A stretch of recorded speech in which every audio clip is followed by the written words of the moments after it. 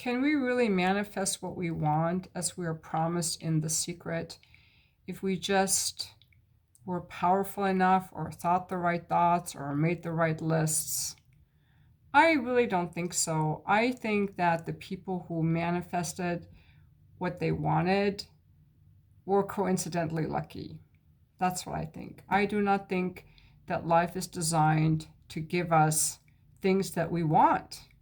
It's not designed that way. And the reason I believe that is because, first of all, it has not worked for me. And second, from what Eckhart Tolle says, is that he talks to members of his audience in one talk and says that life is hard. And and he's talking to the audience, if you're sitting there and you say, my life is great, my health is great, I have the perfect relationship, I love my job, my finances are in order, come back next year, he says. Because there will always be at least one area of your life where you will struggle. Now, I have made a list at one point of the job that I wanted, and I have that job now. So I think there is some value in kind of like knowing what we want so that we can start to work towards something, okay, in the area of career. But then again, it takes a bit of luck or something to be successful. But in the area of relationships, looking for this partner that has these certain qualities, I don't think that works in the area of relationships. Intimate relationships, whether it's choosing our parents, choosing our partners, or choosing our children, I don't think that we can manifest whatever we want. I don't. I would have done it already if I knew how. But say that you could manifest what you want. I don't think it's going to make you happy. I don't. You could, because like Eckhart Tolle says, the greatest problems in life come from other people. They challenge us. They're not perfect. We're not perfect. They react to our shit. We react to their shit. Excuse my language. I've been single for almost 8 years, and I used to be very hopeful of meeting someone for a relationship whenever I went out. I would always be hopeful. Every day I would be hopeful that I would meet somebody. And a couple of months ago, I had to let that go.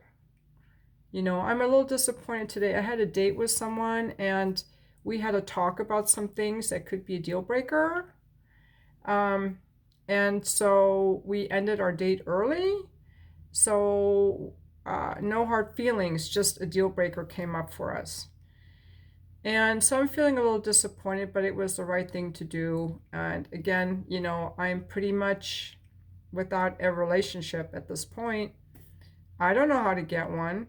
That list I wrote, the same kind of list that helped me get this job that I want, which is my escort job, that list hasn't worked for the man. I wrote it out.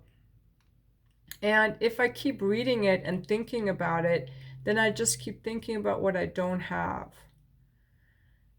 I'm much more interested in staying connected to myself. And I want to say that all this effort I've made into connecting with myself has really helped me with the situation today. And with this young man that I was dating, I didn't feel lost in him or anything. Let's see, what am I trying to say here? I think that we're not meant to make lists of things that are given to us if we just read it often enough and focus on it enough. Because that is maybe not in our best interest. I think that God or the universe looks upon us the same way that I look at a little 2-year-old who says, I want the cookie, I want the cookie. And mommy and daddy say, not right now, you have to eat your dinner first, And I think in that same way, the little child could say, I'm going to manifest a cookie, I'm going to manifest mommy giving me a cookie, but mommy isn't going to, because that's not what's best for that child. I think it's good to have boundaries. It's good to have standards. But that list that I make of this thing that I want may not be what's best for me. And people grow through pain. It's through the pain that we grow. I want to say something to John Gray, the author of the Mars-Venus books, lost his beloved wife, Bonnie. I want to say, I think 2 years ago. They were married over 30 years. And he was always writing about her in his books. And in one of the recent videos I watched a few months ago, he talks about how losing her has opened his heart so much more because the deep pain that he experienced in losing her forced him to deal with some pain that was in his heart already, some blocks that were in his heart already, some things from his childhood that had closed his heart. And as a result, he felt more free, even though he still misses her. His heart felt more open. He felt more happy. And so it's through pain that we grow. And the promise of The Secret is, if you just get what you want, you will be happy. Well, that's not necessarily true, because a lot of our joy comes from facing challenges, overcoming obstacles, experiencing pain. You know, all the stuff that I talk about now came out of my pain. I didn't leave my husband because I cheated on him with some other guy. I was in deep, deep pain. And that pain led me to think, what was that all about? How can I grow through this pain? How can I deal with pain? And I found some techniques, and I used that to help other people deal with their pain. It wasn't because I manifested this perfect guy. In fact, because he wasn't perfect, I was forced to grow. Yeah. Also, let's see, what was I saying? People grow through pain, through not getting what they want. And I think even if we got what we wanted, it wouldn't necessarily make us happy.